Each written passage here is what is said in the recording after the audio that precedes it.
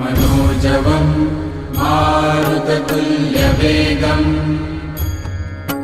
जितेन्द्रियं बुद्धिमतां वरिष्ठं वातात्मजं वानरयूथमुख्यं श्रीरामदूतं शरणं प्रपद्ये श्रीरामदूतं शरणं प्रपद्ये। ಸ್ವಚ್ಛ ಮನಸ್ಸಿನ ನನ್ನ ನೆಚ್ಚಿನ ಕನ್ನಡಿಗರಿಗೆ ಹೊಸ ವಿಡಿಯೋಗೆ ಸ್ವಾಗತ. ಇವತ್ತು ನಾನು ನಿಮಗೆ ಪರಿಚಯಿಸೋ ಹೊರಟಿರೋದು ಒಂದು ಆಂಜನೇಯನ ದೇವಸ್ಥಾನ. ಈ ದೇವಸ್ಥಾನದ ವಿಶೇಷತೆ ಏನು ಅಂದರೆ, ಇಲ್ಲಿ ಆಂಜನೇಯನನ್ನು ಹುಲಿಕುಂಟೇಶ್ವರ ಅಂತ ಕರೀತಾರೆ.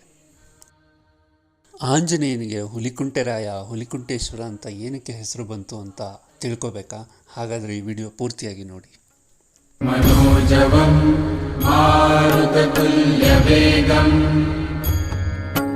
जितेन्द्रियं बुद्धिमतां वरिष्ठं.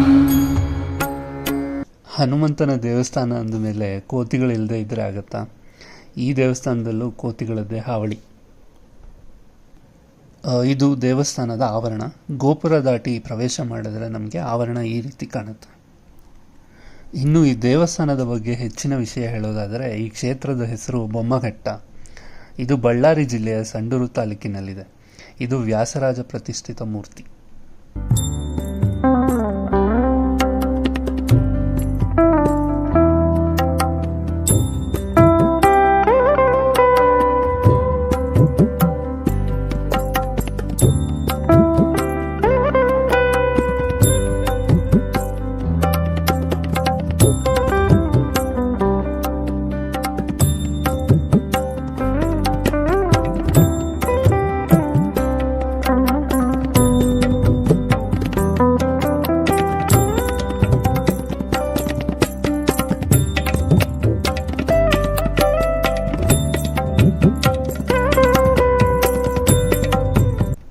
ಈ ಪುಷ್ಕರಣಿಯನ್ನು ನೀವು ನೋಡ್ತಾ ಇದ್ದೀರಿ. ಇದು ವಾದಿರಾಜ ಗುರು ಸಾರ್ವಭೌಮರು ಅಮೃತ ಹಸ್ತದಿಂದ ಆಂಜನೇಯನ ಪೂಜಾ ಕೈಂಕರ್ಯಗಳಿಗೆ ಹಾಗೂ ಸ್ವಾಮಿಯ ಸೇವೆಗೆ ಅವಶ್ಯಕ ಎಂದು ಮಾಡಿದರು.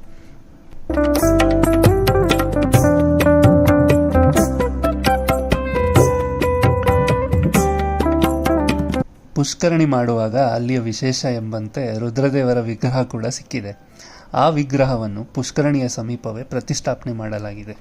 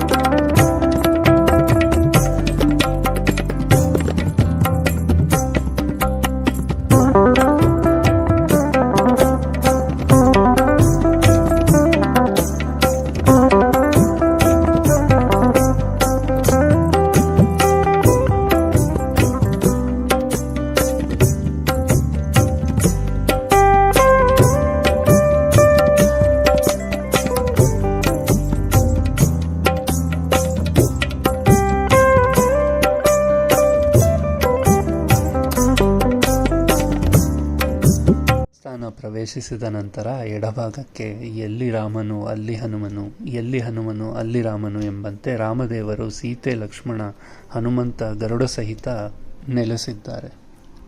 ಇನ್ನು ಮುಖ್ಯ ವಿಷಯಕ್ಕೆ ಬರೋಣ. ಈ ಕ್ಷೇತ್ರದ ಹನುಮಪ್ಪನಿಗೆ ಹುಲಿಕುಂಟೆರಾಯ ಎಂಬ ಹೆಸರು ಏಕೆ ಬಂತು? ಸ್ಥಳ ಇತಿಹಾಸದ ಪ್ರಕಾರ ಊರಿನ ಒಬ್ಬ ಪ್ರಮುಖರ ಮನೆಯಲ್ಲಿ ತುಂಬ ಹಸುಗಳಿತು.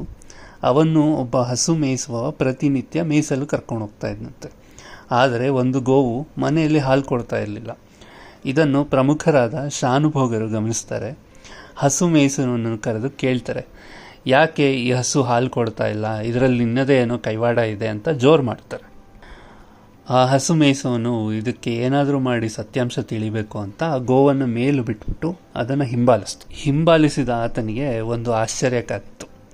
ಹಸುವು ಹುಲಿಯ ಪೊದೆಯಲ್ಲಿ ಅಡಗಿದ್ದ ಆಂಜನೇಯನ ಮೂರ್ತಿಗೆ ಕ್ಷೀರಾಭಿಷೇಕ ಮಾಡ್ತಾ ಇತ್ತು. ಅದೇ ದಿನ ಗ್ರಾಮದ ಕರ್ಣಿಕರ ಸ್ವಪ್ನದಲ್ಲಿ ಸ್ವಾಮಿ ಕಾಣಿಸ್ಕೊಳ್ತಾರೆ.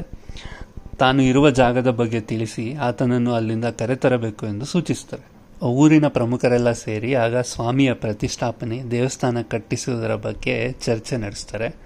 ನಂತರ ಸ್ವಾಮಿಯನ್ನು ಹುಲಿಯ ಪೊದೆಯಿಂದ ಹೊರತಂದು ವಿಜೃಂಭಣೆಯ ಮೆರವಣಿಗೆಯಿಂದ ಊರಿನ ಒಳಗೆ ಕರೆತರ್ತಾ ಇರ್ತಾರೆ. ಆಗೇನಾಗುತ್ತೆ ಅಂದರೆ, ಹೊರಟ ಮೆರವಣಿಗೆ ಊರ ಹೊರಗೆ ಒಂದು 3-4 ಕಿಲೋಮೀಟರ್ ಆಚೆ ಒಂದು ಜಾಗದಲ್ಲಿ ನಿಂತು ಬಿಡುತ್ತೆ. ಅಲ್ಲಿಂದ ಮೂರ್ತಿಯನ್ನು ಎಷ್ಟೇ ಪ್ರಯತ್ನ ಪಟ್ಟರೂ ಕದಲಿಸೋಕ್ಕೂ ಆಗಲ್ಲ, ಕರೆ ತರಕ್ಕೂ ಆಗಲ್ಲ ಊರಿನ ಒಳಗೆ. ಹೀಗೆ ಸ್ವಲ್ಪ ದಿನ ಕಳೆಯುತ್ತೆ. ಮತ್ತೆ ಸ್ವಾಮಿಯು ಕರ್ಣಿಕರ ಸ್ವಪ್ನದಲ್ಲಿ ಕಾಣಿಸ್ಕೊಂಡು ನನ್ನನ್ನು ಇದೇ ಜಾಗದಲ್ಲೇ ಪ್ರತಿಷ್ಠಾಪನೆ ಮಾಡಬೇಕೆಂದು ಸೂಚಿಸ್ತಾರೆ. ಹುಲಿಯ ಪೊದೆಯಿಂದ ಹೊರಬಂದವನಾದ್ದರಿಂದ ಈ ಆಂಜನೇಯನ ಮೂರ್ತಿಗೆ ಹುಲಿಕುಂಟೇಶ ಎಂದು ಕರೀತಾರೆ ಜನ. ಓಂ ಹನ್ ಹನುಮತೆ ನಮಃ. ಓಂ ಹನ್ ಹನುಮತೆ ನಮಃ. ಓಂ ಹನ್ ಹನುಮತೆ ನಮಃ. ಸಂಚಾರತ್ವೇನ ಶ್ರೀ ವ್ಯಾಸರಾಯರು ಹುಲಿಕುಂಟೆರಾಯನ ಪ್ರತಿಷ್ಠಾ ವಿಧಿವಿಧಾನವನ್ನು ಮಾಡಿ ಶ್ರೀ ಕ್ಷೇತ್ರವನ್ನು ಇಮ್ಮಡಿಗೊಳಿಸಿದ್ದಾರೆ.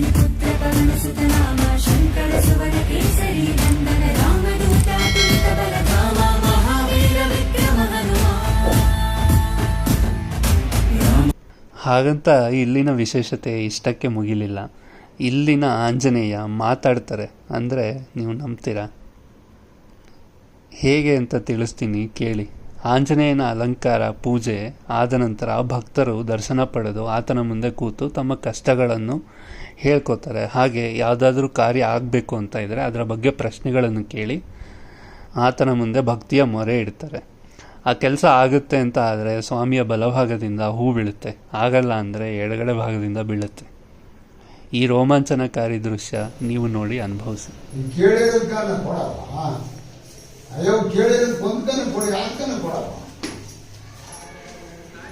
ಈ ವಿಗ್ರಹವು ಬಾಲ ಮತ್ತು ಬಲಗೈಯನ್ನು ಮೇಲೆತ್ತಿದ್ದು ದುಷ್ಟ ನಿಗ್ರಹ ಅವತಾರವನ್ನು ಸೂಚಿಸುತ್ತದೆ. ಎಡಗೈಯಲ್ಲಿ ಗದೆ ಮತ್ತು ಬಾಲದ ತುದಿಯಲ್ಲಿ ಘಂಟೆ. ಇದೇ ಹುಲಿಕುಂಟೆರಾಯನ ಅಪರೂಪದ ಮೂರ್ತಿ. ಒಮ್ಮೆ ಗನ್ನ ಬೊಮ್ಮಘಟ್ಟ ರಮ್ಯ ಕ್ಷೇತ್ರ ತುಳಿದ ಜನರು ಏನು ಧನ್ಯರು, ಜಗದೊಳೆಂತ ಮಾನ್ಯರು. ಒಮ್ಮೆ ಆದರೂ ಈ ಕ್ಷೇತ್ರಕ್ಕೆ ಭೇಟಿ ಕೊಟ್ಟು ಹುಲಿಕುಂಟೆರಾಯನ ದರ್ಶನ ಪಡೆದು ಪುನೀತರಾಗಿ. ವಿಡಿಯೋ ಇಷ್ಟ ಆಗಿದೆ ಅನ್ಕೋತೀನಿ. Like, subscribe and share. ಬೆಲ್ಲೈಕನ್ ಒತ್ತೋದನ್ನು ಮರಿಬೇಡಿ. ಓಂ ಆಂಜನೇಯಾಯ ವಿದ್ಮಹೇ ವಾಯುಪುತ್ರಾಯ ಧೀಮಹಿ ತನ್ನೋ ಹನುಮತ್ ಪ್ರಚೋದಯಾತ್. ಓಂ ಆಂಜನೇಯಾಯ ವಿದ್ಮಹೇ ವಾಯುಪುತ್ರಾಯ ಧೀಮಹಿ ತನ್ನೋ ಹನುಮತ್ ಪ್ರಚೋದಯಾತ್.